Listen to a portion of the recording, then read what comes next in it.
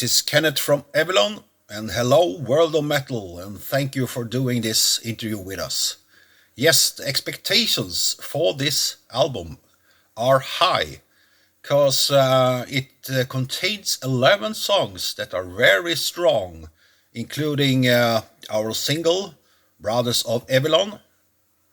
We have been working with new people for the mixing and mastering this time, and the sound is just awesome, the best ever in Evilon's history. And we have new members for this album, new drummer, new bass player, new guitarist, and new vocalist. And they have brought so good energy for the recordings, and that can absolutely be heard on this album. So the expectations are high.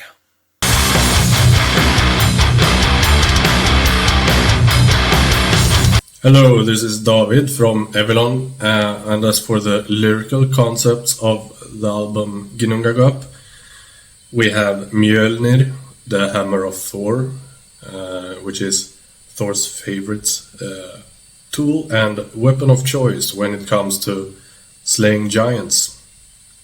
Thor and Mjölnir are also heavily connected to thunder and lightning, and Mjölnir, the symbol, is a powerful symbol for pagans and Norse mythology altogether.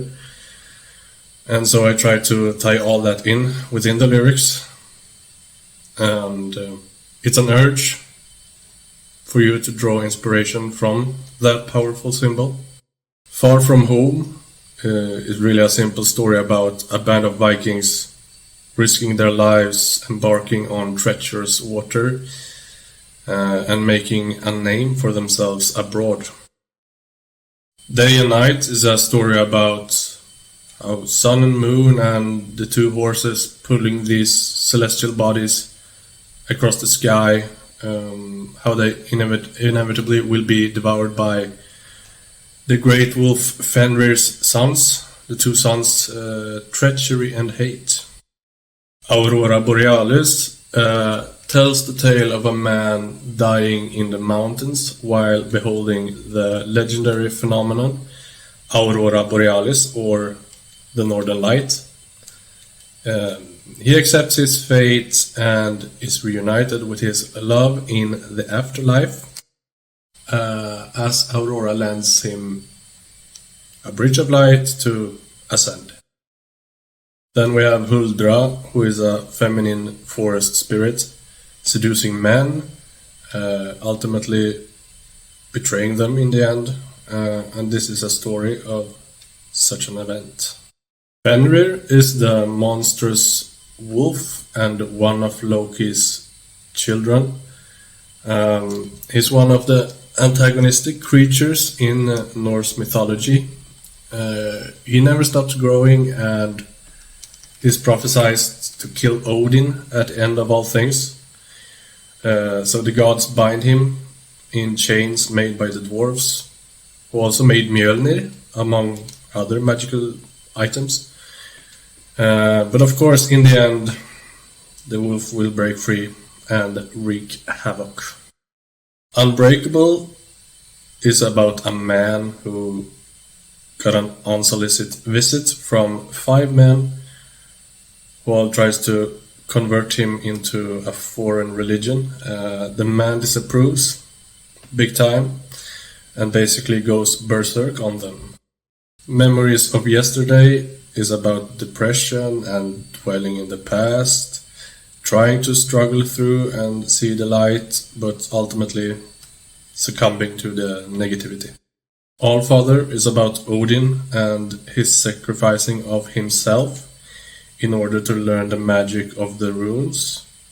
The second half is him remembering how he and his brothers created the world. Nidhugger is one of the serpents gnawing at the roots of Yggdrasil, the world tree. This serpent, however, will take flight at the events of Ragnarok. And he also nourishes himself by leeching on the dead in hell. Lastly, we have Brothers of Evilon, the first single we released 1 year ago. It really is a gimmick song about the band and a call to party. A made-up saga metaphor to fit the band's image. And, it's the first song by the band in the new constellation of 80% new band members.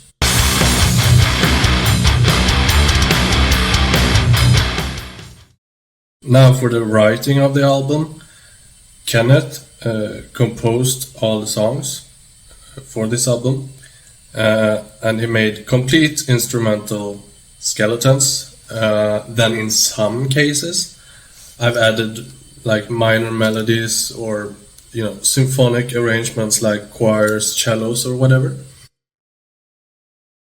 And he writes the music using Guitar Pro, which is a guitar tablature tool, but where you can add MIDI sounds for basically anything: guitar, bass, drums, orchestral instruments, even voices. As Kenneth composed the songs, he sets project names for them. Most of the time, I agree with the feeling and the title of the songs. Other times, I change the title and write about something else. In case of Day and Night, Far From Home, and Memories of Yesterday, they were composed before we, the new guys, joined the band, while the other songs of the album were written within that autumn-winter half of the year. Huldra and Memories of Yesterday are examples of when I changed the titles. From the beginning, Memories of Yesterday was originally called Light and Darkness. In the end, it became more dark than light, maybe. Huldra was called just Darkness. So those two are examples of when I got a feeling for something else and changed the titles. For Allfather, I gave it that title because it was just so big and powerful, and thought it was a perfect fit for a song about Odin. Now, Tor wrote the lyrics for Unbreakable, while he and I worked together on Aurora Borealis and Nidhugger. Aurora is a case of when the idea for lyrics came before the music. Tor had some lyrics from 10 years ago or so that he wanted to use. Kenneth then got inspired from his lyrics and composed the skeleton for Aurora Borealis.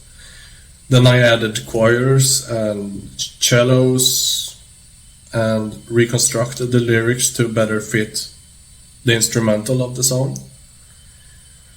The same kind of lyrical collaboration is true for Nidhugger. The recording process took place in our rehearsal space and studio that we have. I remember drums took the longest time, but we recorded the drums, bass, the vocals and the acoustic guitars at this place, while the electric guitars Kenneth and I recorded at home respectively. And then we have a few collaborators in Gogo Meloni, who made the artwork for the album and the single Mjölnir. We have Andreas Morén at Studio Fluff for editing the drums and mixing the whole album.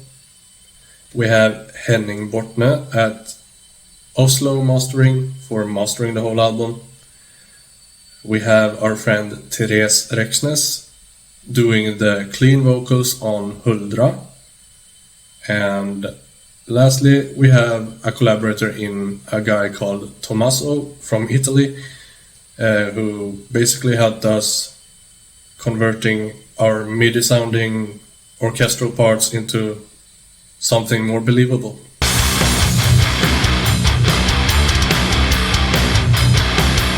Yeah, concerning the folk metal scene in the world, It's not that big, I think, though there are bands that have made big success playing folk metal.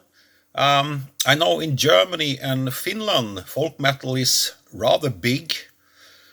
In Sweden, it's not that big, but we are aiming to change that, of course.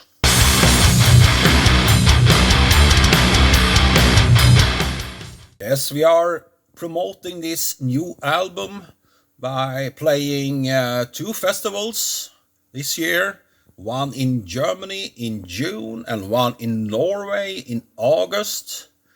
And we are booking more gigs, and we even planning on doing a tour in Europe this year. So hopefully we will get there. So watch out for Evilon in your town or a town nearby.